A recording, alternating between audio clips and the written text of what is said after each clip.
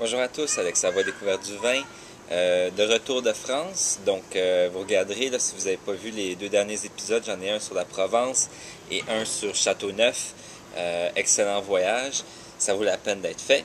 Mais on en revient à nos vidéos du Québec, si on veut. Et puis, avant de partir, on avait commencé à explorer les vins blancs d'été, les vins français d'été, pardon. Vins blancs, et on va tomber dans les rosés bientôt. Donc après avoir fait à moitié le tour, là, on est rendu dans le Languedoc-Roussillon. Un vin Château Coupe Rose Minervois 2010. Donc Minervois, c'est une AOC du Languedoc qui est bien connue. Fait du bon vin rouge en général. Château Coupe Rose, bon, je connais pas spécialement le domaine.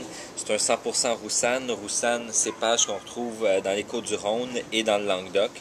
Mais il y a beaucoup de cépages blancs dans le Languedoc. Donc, je peux pas dire que ça représente l'ensemble du Languedoc, mais c'est certainement un des types de vins qu'on peut y retrouver.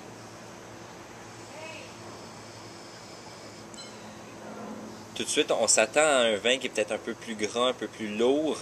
Donc, je sais pas, 14% d'alcool quand même. Pour un vin blanc, c'est quand même assez lourd. Et puis, évidemment, dans le sud, plus de soleil, plus de chaleur, fait des vins qui sont plus amples, plus lourds, plus de sucre, plus d'alcool. Ici, on a le petit côté miellé qui ressort. On sent une certaine amertume aussi, mais il n'est pas très aromatique, c'est vraiment sous contrôle. J'aimerais voir plus. Une petite note florale peut-être, mais il n'y a pas beaucoup de fruits qui ressortent. Un peu de fleurs blanches, je dirais. On va y goûter, peut-être que ça va nous révéler un peu plus.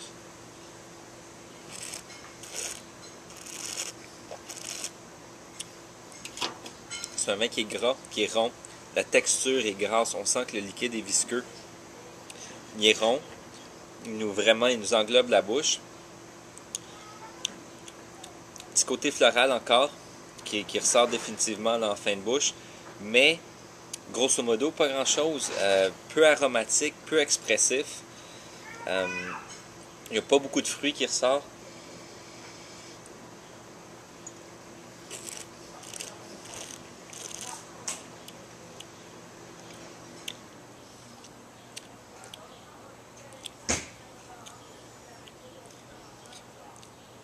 C'est bien, mais ça ne donne pas grand-chose. Je vous dirais que quelqu'un qui est habitué à, mettons, des chardonnays australiens ou californiens qui sont très aromatiques, qui donnent beaucoup de fruits, des choses comme ça, et même des vins d'autres régions, vont peut-être pas trop savoir quoi faire avec ça. Moi, le premier, pas le genre de vin qui m'inspire spécialement. Par contre, c'est assez bien fait. Il n'y a rien de mauvais là-dedans, mais je trouve qu'il manque quelque chose définitivement. À 20$, c'est pas du tout une recommandation. Si vous aimez les vins de Roussanne, les vins du Languedoc, peut-être bien l'essayer parce qu'il n'est pas mauvais, mais peu inspirant, grosso modo. Donc, on en reste là, et puis on espère que le prochain vin qu'on va se faire là, dans cette lignée-là va nous donner un petit peu plus que celui-ci. Donc, c'est tout pour aujourd'hui, à la prochaine.